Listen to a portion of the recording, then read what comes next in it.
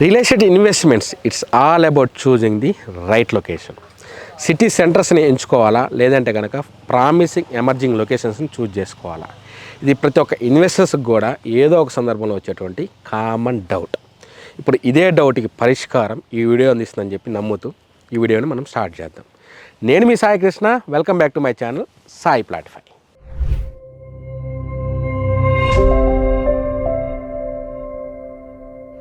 ఇప్పుడు మనం సిటీ సెంటర్లో చేసే ఇన్వెస్ట్మెంట్స్కి ఇన్వెస్ట్మెంట్ ఆపర్చునిటీస్, అలానే ఇన్వెస్ట్మెంట్ రిటర్న్స్ ఏ విధంగా ఉంటాయి ఇప్పుడు చూద్దాం. రియల్ ఎస్టేట్ ఇన్వెస్ట్మెంట్స్ ప్రధానంగా 3 రకాలుగా ఉంటుంది. ఒకటి కమర్షియల్ స్పేసెస్ ఇన్వెస్ట్మెంటు, రెండోదిసరికి అపార్ట్మెంట్ ఇన్వెస్ట్మెంటు, మూడోది ఓపెన్ ప్లాట్స్ ఇన్వెస్ట్మెంట్.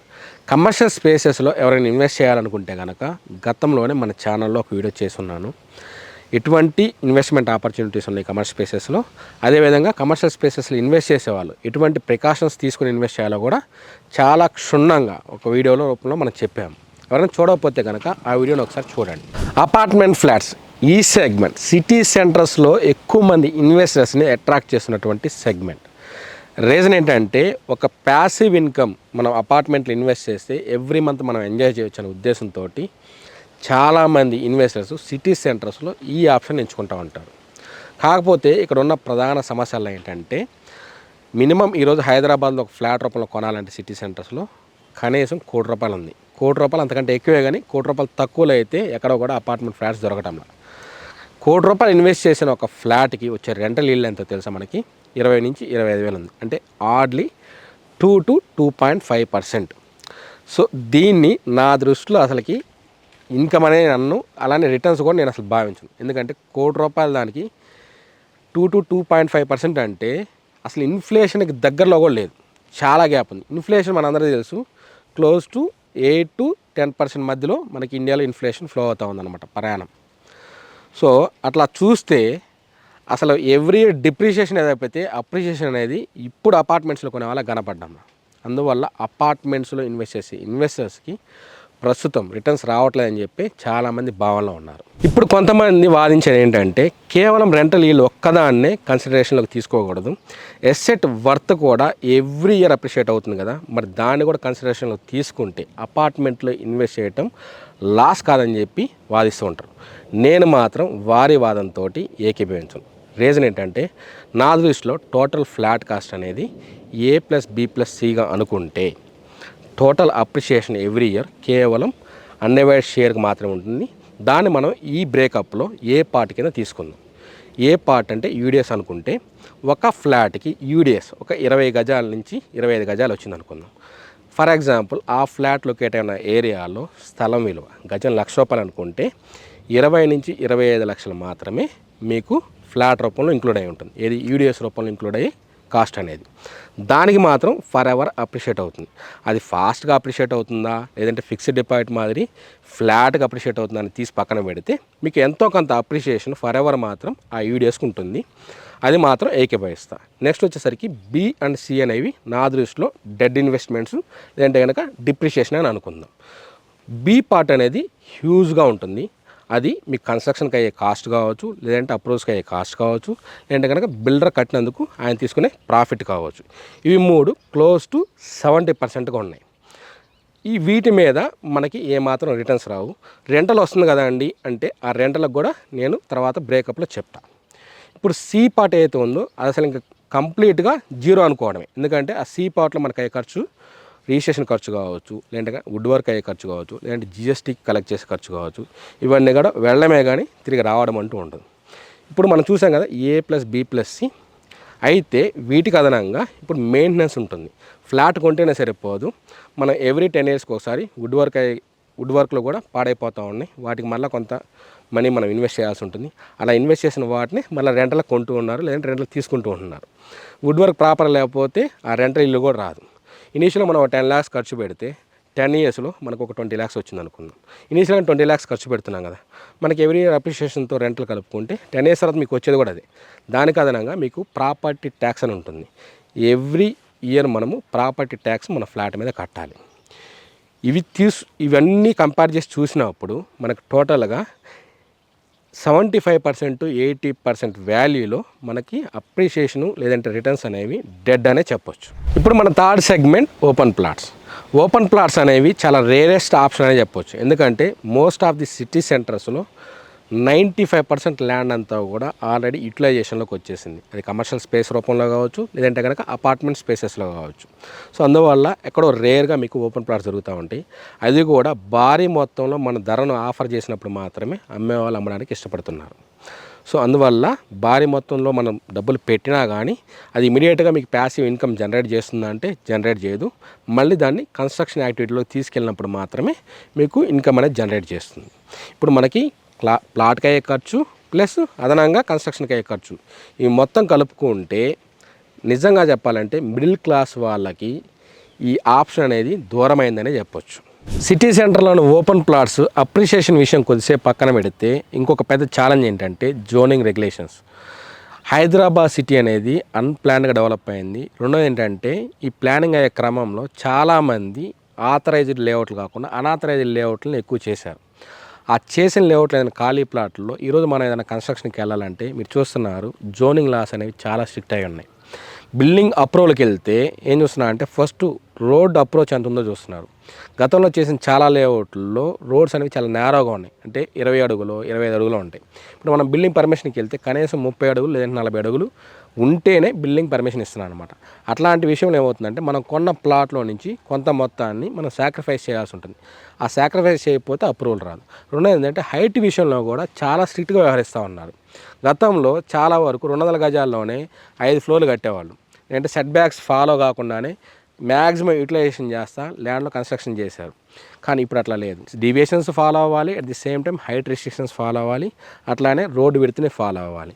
వీటికి అదనంగా మనం ఏంటంటే ఏదైనా ఎల్ఆర్ఎస్ కాకపోతే ఎల్ఆర్ఎస్ తెచ్చుకొని ఉండాలి. వీటన్నిటిని దృష్టిలో పెట్టుకుంటే సిటీ సెంటర్స్లో ఓపెన్ ప్లాట్స్ అనేది ఒక కాస్ట్లీ ఎఫైర్తో పాటు రిస్కీ ఆప్షన్గా కూడా మనం చూడాల్సి ఉంటుంది. సిటీ సెంటర్స్లో ప్లాట్ కొనడం అనేది ఒక కాస్ట్లీ ఎఫైర్. ఎంతో మొత్తం డబ్బులు ఖర్చు పెడితే తప్పితే మనకు ఒక ఓపెన్ ప్లాట్ దొరకదు. దానికి ప్రధాన కారణం ఏంటంటే మోస్ట్ ఆఫ్ ది ల్యాండ్స్ అంతా కూడా మీకు కన్స్ట్రక్షన్ రూపంలో జరిగిపోయి ఉన్నాయి. ఎక్కడైనా రేరుగా దొరికితే దాన్ని అమ్మేవాళ్ళు ఎక్కువ ప్రైస్ ఎక్స్పెక్ట్ చేస్తున్నారు, కొనేవాళ్ళు ఎక్కువ మొత్తం ఆఫర్ చేస్తేనే అమ్మేవాళ్ళు అమ్ముతున్నారు. అంత మొత్తంలో మనం కొన్న తర్వాత దాన్ని ఖాళీగా ఉంచితే మనకు రిటర్న్స్ ఏం రావు. ఎందుకు రావంటే ఆల్రెడీ శాచురేషన్ మించిపోయి పెరిగి ఉన్నాయి కాబట్టి పెరిగేదంతా కూడా చాలా మినిమల్గానే పెరుగుతుంది ల్యాండ్ ప్రైస్ అనేది. అది మీకు ఫ్లాట్గా అప్రిషియేషన్ ఉంటుందన్నమాట. దీనివల్ల ఎక్కువ మొత్తంలో మనం అక్కడ మనీ డంప్ చేసేసి ఫ్లాట్ రిటర్న్స్ కోసం అయితే అసలు ఈ ఆప్షన్ని ఎంచుకోకపోవటమే ఉత్తమం. ప్రామిసింగ్ ఎమర్జింగ్ లొకేషన్స్లో ఇన్వెస్ట్ చేసే ఇన్వెస్టర్స్కి ఏ విధమైనటువంటి రిటర్న్స్ వచ్చే అవకాశం ఉందో ఇప్పుడు ఒకసారి మనం చూద్దాం. ఎమర్జింగ్ లొకేషన్స్లో ఇన్వెస్ట్ చేసే ఇన్వెస్టర్స్కి ఫుల్ క్లారిటీతో పాటు బ్లూ ప్రింట్ కూడా మైండ్లో ఫ్రెష్గా రిజిస్టర్ అయ్యే ఉంది. ఎందుకు ఈ మాట అంటున్నా అంటే గత 20 సంవత్సరాల్లో హైదరాబాద్లో ఉండి హైదరాబాద్ గ్రోత్ని కల్లారా చూసిన వాళ్ళకి కొత్తగా ఎమర్జింగ్ లొకేషన్స్లో ఏ విధంగా ప్రైసెస్ అప్రిషియేట్ అవుతాయో చెప్పాల్సిన పనే లేదు. ఎందుకంటే వందల్లో కొన్న భూములు ఈరోజు లక్షలకు చేరుకున్నాయి. ఎక్కడ సాలరీస్ రూపంలోనో లేదంటే సేవింగ్స్ రూపంలోనో చూడలేనంత మనీని కల్లారా ఒక రియల్ ఎస్టేట్లో ఇన్వెస్ట్ చేయడం ద్వారా తెలుసో తెలియకో పెట్టుబడి పెట్టడం ద్వారా భూమిని నమ్మడం ద్వారా కల్లారా చూశారు. కాకపోతే ఇప్పుడు ఇన్వెస్ట్ చేసే ఇన్వెస్టర్స్ మరింత డేటాతోటి మరింత ప్రికాషన్స్ తోటి మంచి ప్రామిసింగ్ ఎమర్జింగ్ లొకేషన్స్ చూజ్ చేసుకోవటం వల్ల ఎక్కువ అప్రిషియేషన్స్ పొందుతారని చెప్పి నేను ఆశిస్తున్నాను. ఇప్పుడు మనం ప్రామిసింగ్ ఎమర్జింగ్ లొకేషన్స్ అంటే ఏంటో ఒక్కసారి చూద్దాం. Importance of approvals. ఏదైనా ఒక ప్రాపర్టీని ఈ రోజుల్లో మీరు ఇన్వెస్ట్ చేయాలనుకుంటే డెఫినెట్గా అప్రూవల్స్ ఉంటేనే వాటిని కన్సిడరేషన్లోకి తీసుకోండి. అప్రూవల్స్ లేకపోతే దరిదాపుల్లో కూడా వెళ్ళకండి. ఎందుకంటే మీకు హైడ్రా వచ్చాక ఈ విషయం నేను చెప్పేదానికంటే కూడా చాలామంది ఎక్స్పీరియన్స్ చేశారు. అట్లానే ప్రతి ఒక్కరికి ఇప్పుడు అర్థమైపోయింది అప్రూవల్ లేకపోతే ఏం జరుగుతుంది, అప్రూవల్ ఉంటే ఏం జరుగుతుంది. అలానే మీకేంటంటే జోనింగ్ లాస్ని బేస్ చేసుకొని హైదరాబాద్ గ్రోత్ అనేది డిసైడ్ అవుతూ ఉందన్నమాట. ఎక్కడ ఎటువంటి అభివృద్ధి జరగాలో ఆల్రెడీ గవర్నమెంట్స్ డిసైడ్ చేశాయి, మాస్టర్ ప్లాన్స్ రూపొందించాయి. ఆ మాస్టర్ ప్లాన్స్కి అనుగుణంగా మీరు ఒక ప్రాపర్టీని ప్రాపర్ అప్రూవల్తో కొనగలిగితే మీరు పెట్టిన మనీకి ఫస్ట్ సెక్యూరిటీ లభిస్తుంది, తర్వాత అప్రిషియేషన్ మనం చూడవచ్చు.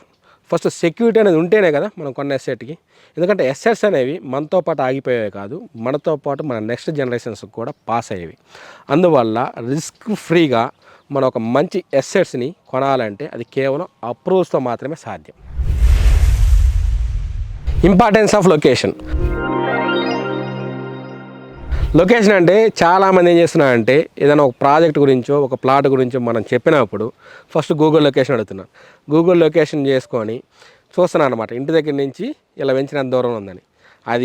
అది కాదు ఇంపార్టెన్స్ ఆఫ్ లొకేషన్ అంటే. ఇంపార్టెన్స్ ఆఫ్ లొకేషన్ అంటే మీరు ఎక్కడైతే ఇన్వెస్ట్ చేస్తున్నారో ఆ లొకేషన్లో గవర్నమెంట్కి ఏమైనా ల్యాండ్ బ్యాంక్స్ ఉన్నాయా, ల్యాండ్ బ్యాంక్స్ ఉంటే వాటిని ఏమన్నా నిమ్స్లకు కానీ లేదంటే ఎస్సీజెడ్లకు కానీ కేటాయించారా, కేటాయిస్తే వాటి యొక్క కరెంటు పొజిషన్ ఏ విధంగా ఉంది, కరెంట్ స్టేటస్ ఏ విధంగా ఉంది, ఇమీడియట్గా వాటిల్లో ఇండస్ట్రీస్ వచ్చే అవకాశం ఉందా, వస్తే ఎంత ఎంప్లాయ్మెంట్ వస్తుంది, ఎంప్లాయ్మెంట్ వస్తే ఎన్ని సంవత్సరాల్లో ఆ సరౌండింగ్స్లో మనకి రెసిడెన్షియల్ హబ్గా క్రియేట్ చేసే అవకాశం ఉంది.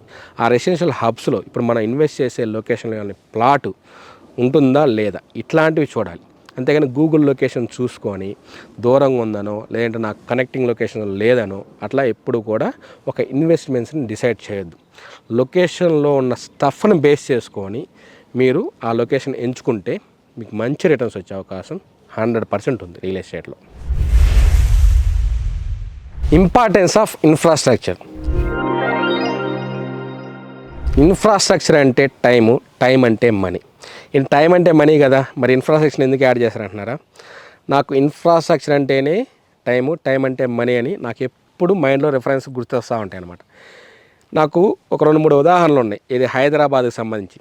ఔటర్ రింగ్ రోడ్ కట్టే కొత్తల్లో హైదరాబాద్లో ఔటర్ రింగ్ రోడ్ అవసరమా?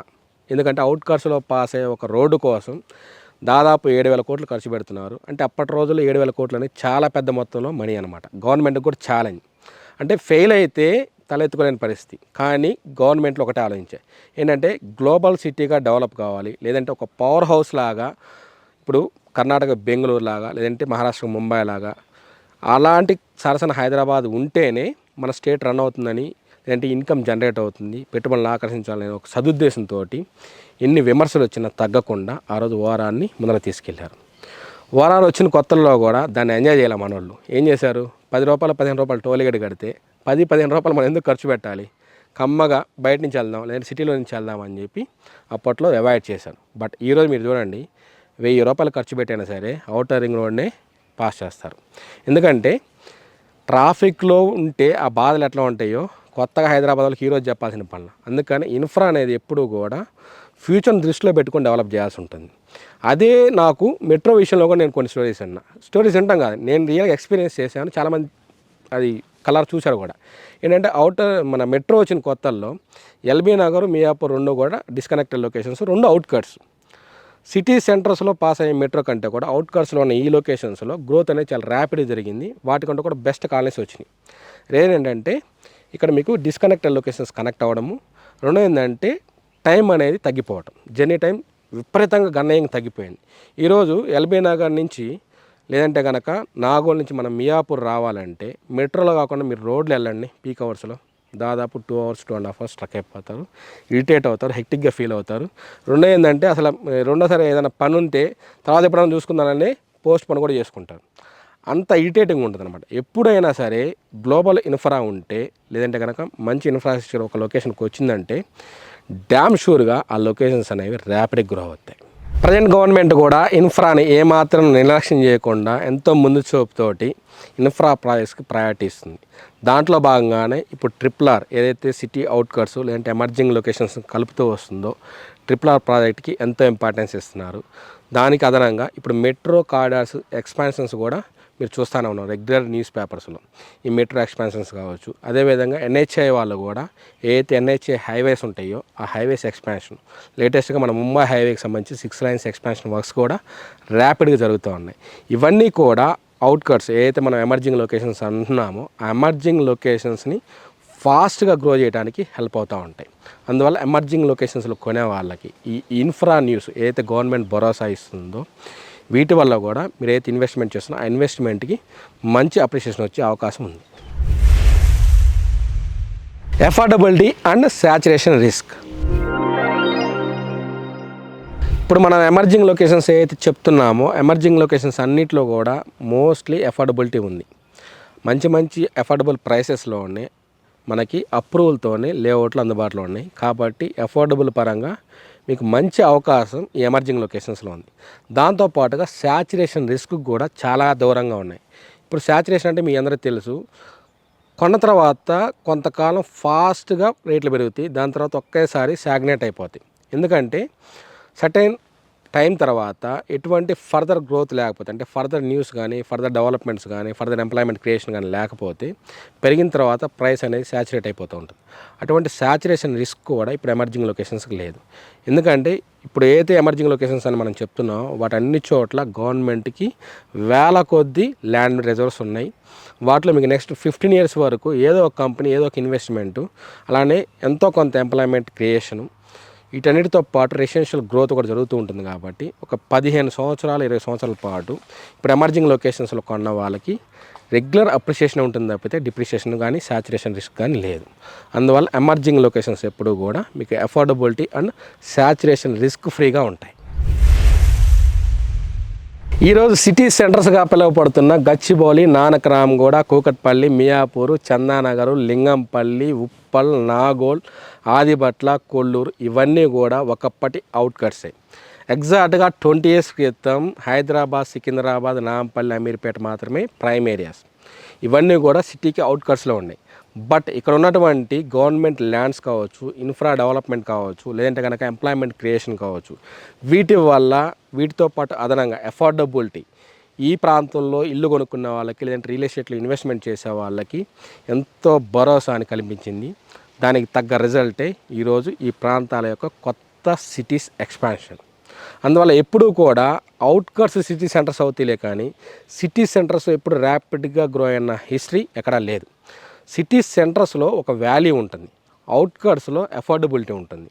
తక్కువ మొత్తంలో తక్కువ టైంలో ఎక్కువ మొత్తంలో మన రిటర్న్స్ని ఎర్న్ చేయాలంటే ఎమర్జింగ్ లొకేషన్సే బెస్ట్ చాయిస్. ఇప్పుడు సూపర్ రిచ్గా పిలువబడుతున్న ప్రతి ఒక్కరూ కూడా గతంలో మిడిల్ క్లాస్ వాళ్ళే. బట్ ఆ రోజు వాళ్ళు చేసిన మంచి పనల్లా ఆ రోజు అవుట్కట్స్గా ఎమర్జింగ్ లొకేషన్స్గా ఉన్న లొకేషన్స్లో తెలుసో తెలియకో కష్టమో నష్టమో భరించి ఒక రియల్ ఎస్టేట్ అసెట్స్ని కొన్నారు. ఆ రియల్ ఎస్టేట్ అసెట్సే ఈరోజు మిడిల్ క్లాస్ వాళ్ళని సూపర్ రిచ్ చేశాయి. ఓషన్ ఆఫ్ ఆపర్చునిటీస్ ఉన్న హైదరాబాద్ చుట్టుపక్కల ఎవరైనా ఒక ఇన్వెస్ట్మెంట్ చేయాలన్న ఆలోచన వస్తే వెంటనే డిస్ప్లేలో కనపడుతున్న నా నంబర్ని కాంటాక్ట్ అవ్వండి. అన్ని రకాల అనుమతులతోటి మంచి రేటు మంచి ప్లాట్ ఇప్పించే బాధ్యత నాది. ఈ వీడియో మీకు నచ్చితే లైక్ చేయండి, మరింత మందికి రీచ్ అయ్యేలాగా వెంటనే వీడియోని షేర్ చేయండి. ఎవరైనా మన ఛానల్ని సబ్స్క్రైబ్ చేయకుండా చూస్తూ ఉంటే కనుక వెంటనే సబ్స్క్రైబ్ చేయండి. నేను మీ సాయి కృష్ణ, మరొక మంచి వీడియోతో మరలా కలుద్దాం.